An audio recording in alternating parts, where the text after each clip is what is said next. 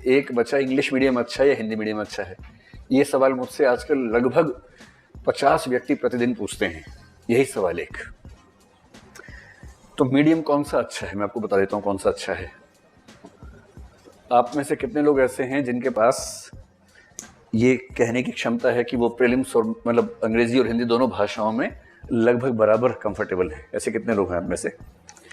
ऐसे लोगों की संख्या करीब वही 15-20 के आसपास। कितने लोगों को लगता है कि उनकी अंग्रेजी बहुत ही अच्छी है, हिंदी अच्छी नहीं है उनकी ज़्यादा?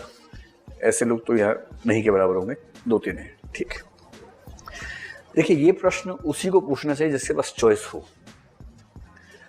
जैसे मेरे पास कई बच्चे आजकल आते हैं कि सर हम कौन सा मीडियम रखें, हिंदी रखें, इंग्लिश रखें?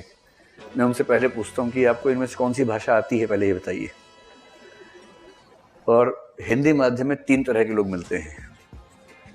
100 में से 2 ऐसे मिलते हैं जिनकी हिंदी अंग्रेजी दोनों शानदार हैं।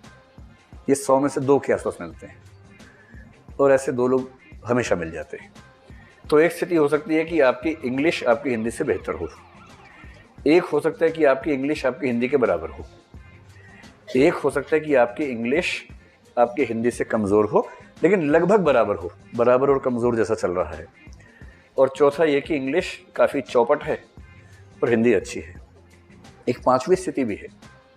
100 में से 80 बच्चे उस स्थिति में हैं जिनकी दोनों भाषाएं खराब हैं। ये मज़े की बात है कि इंग्लिश कैसी, चौपट, हिंदी कैसी, वो भी चौपट। और ऐसे बच्चे सबसे ज़्यादा पूछने की रिजल्ट अच्छा क्यों नहीं आ रहा हिंदी माध्यम का? और कारण वो खुद हैं उसके। आप सोच के देखिए, जिस एग्जाम में राइटिंग स्किल्स से ही काम चलना हो, और मैं हिंदी माध्यम के बच्चों को बार बार क्लास में समझाता हूँ ये बात, आप हिंदी भाषा के विद्यार्थी हैं, हिंदी भाषा में लिख रहे हैं और एक पेज पे 20 से 25 गलतियां कर रहे हैं उसमें, कोई क्यों आपको नंबर देगा अच्छे? अगर आपकी अंग्रेजी आपकी हिंदी से अच्छी है तो बिना किसी डाउट के आपको अंग्रेजी माध्यम ही रखना चाहिए, क्योंकि अंग्रेजी माध्यम में कुछ फ़ायदे मिलते हैं। मैं आपसे फिर कह रहा हूँ, कुछ फ़ायदे मिलते हैं का मतलब ये नहीं कि भारत सरकार साजिश कर रही है आपके साथ। तो फ़ायदे ऐसे हैं जो आप कुछ भी करेंगे तो मिल जाएंगे। जैसे क्या फ़ायदा मिलता है?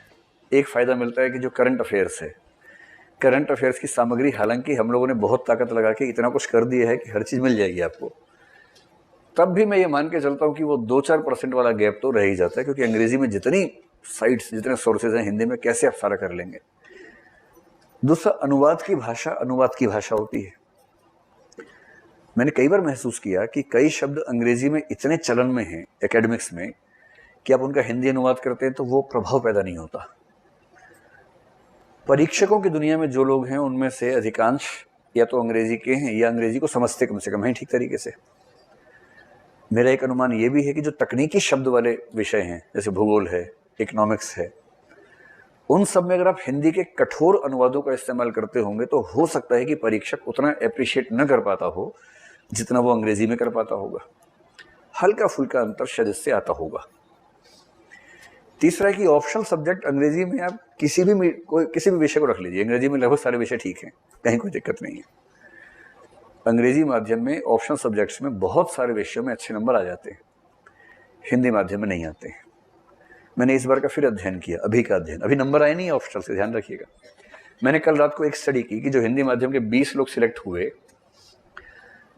अभी तक क्या है कि मेंस के नंबर अलग हैं, इंटरव्यू के अलग हैं। क्योंकि मैंने कुछ दिन पहले एक सेमिनार लिया था जिसका यूट्यूब पे वीडियो है, वैकल्पिक विषय का चयन कैसे करें, ये विषय, और मैंने उसमें एक बात कही थी कि लिटरेचर का विषय चाहे हिंदी, गुजराती, मराठी, संस्कृत, मैथिली कोई भी हो, सबसे अच्छा वही है। सेकंड में मैंने कहा था कि हिस्ट्री इस समय चल रहा है, ये बात मेरी तब भी थी। और मैं आपसे पहले ही कह रहा हूं कि 1 नंबर से 10 रैंक हाथ से निकल जाते हैं। कुल 800 सीटों का मतलब क्या हुआ कि 80 नंबर अगर हैं तो आप 100वें रैंक पे हैं, 80 कम है तो आप बाहर हैं। जिस प्रतिस्पर्धा में सारा खेल ही 80 से 100 नंबर का है, उसमें आपने केवल ऑप्शनल सब्जेक्ट गलत चुन के 100 नंबर कम करवा लिए अपने।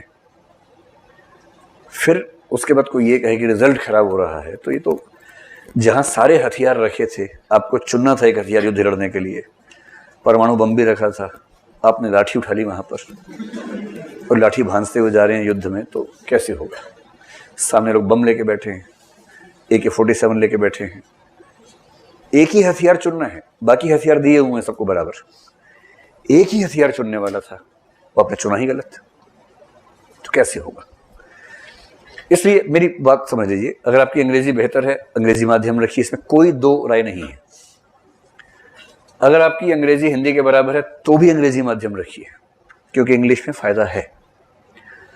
यहां तक कि अगर आपकी अंग्रेजी 19 है और हिंदी 20 है, अगर ये अंतर 19-20 का ही है तो भी अंग्रेजी माध्यम रखिए। ये बात मैं पिछले कई वर्षों से खुल के कह रहा हूं एकदम। मैं हिंदी भाषा का ठेकेदार नहीं हूं।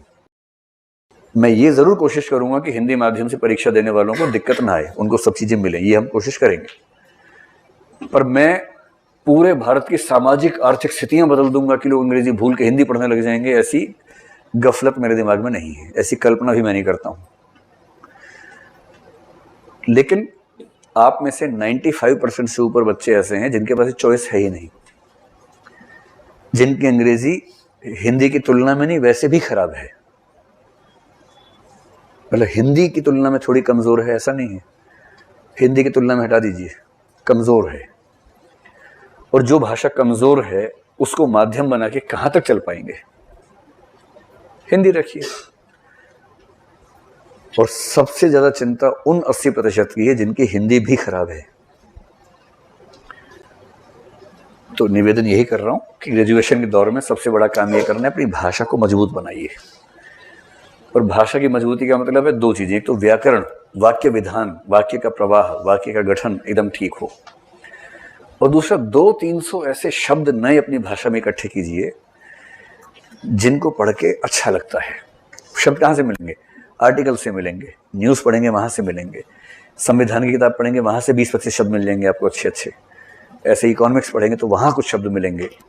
सारा खेल कुल मिला के 200-300-400 शब्दों का, अगर आप उन 300-400 शब्दों के एक्सपर्ट हैं, भाषा में अच्छे से इस्तेमाल कर लेते हैं, तो आपकी भाषा बहुत शानदार है।